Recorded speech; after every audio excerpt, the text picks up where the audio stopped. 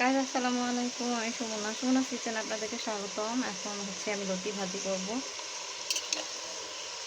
পেঁয়াজ, কাঁচামরিচ, তেল, লতি দিয়ে কষিয়ে দিলাম।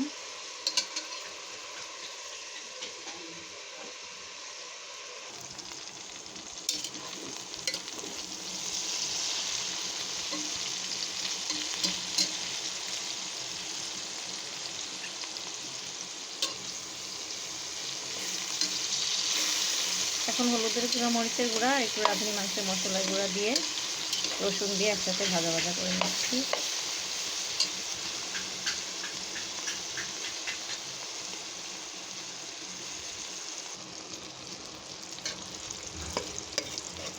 একটু কালো জিরা, একটু জিরা আর 4-5টা মেথি দিয়ে দিলাম।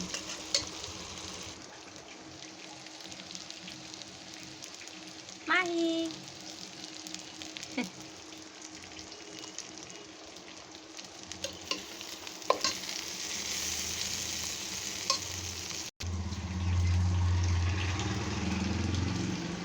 হয়ে গেল আমার লতি ভাজি করা।